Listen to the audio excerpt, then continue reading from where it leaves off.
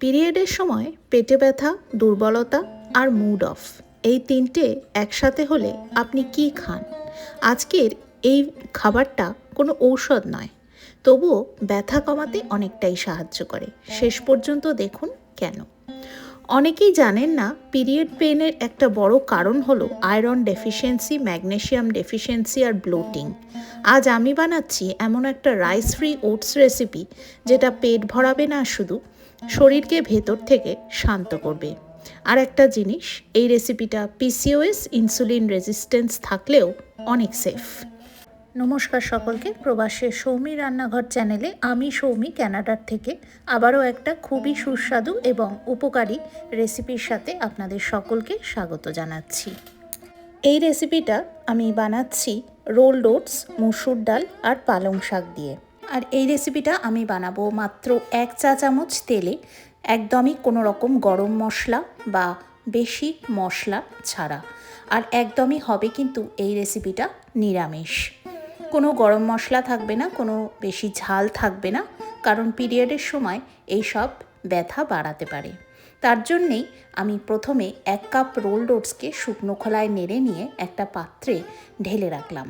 আর তারপরে 1 চামচ তেলের ওপরে দিয়ে দিলাম 1 চামচ সাদা জিরে, একটা গোটা তেজপাতা আর আগের থাকতে গ্রেট করে রাখা আদা হাফ ইঞ্চি।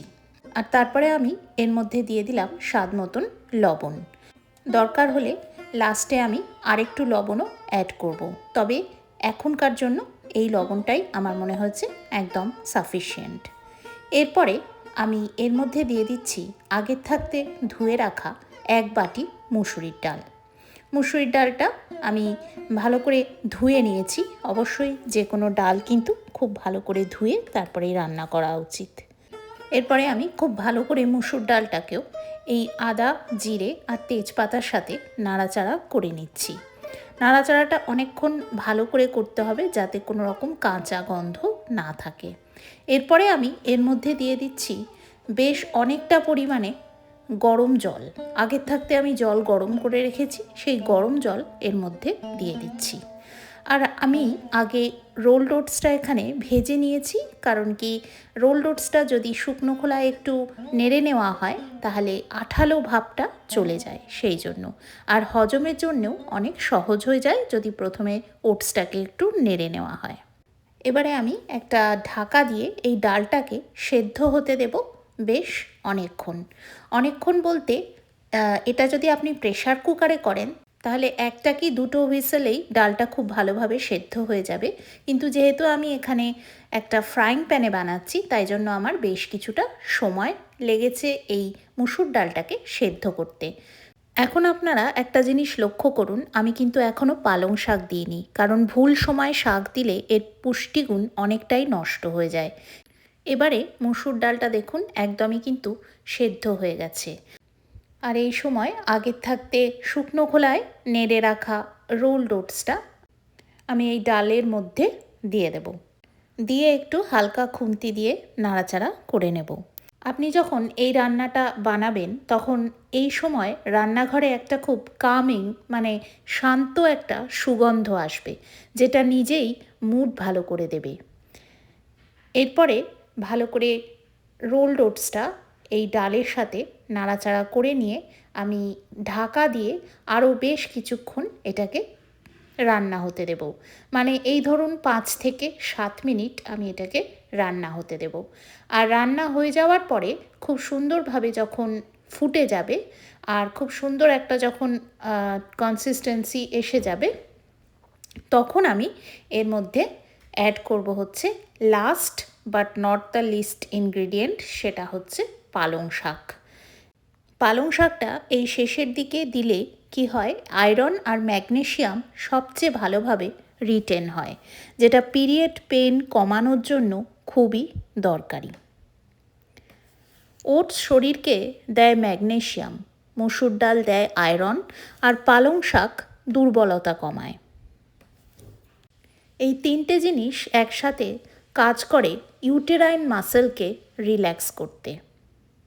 এরপরে ভালো করে পালং শাকটা দিয়ে নাড়াচাড়া করে আমি আরও কিছুক্ষণ রান্নাটা হতে দেব। রান্নাটা ঢাকা দিয়ে কভার করে এই ধরুন 2 থেকে 3 মিনিট মতন হতে দেব।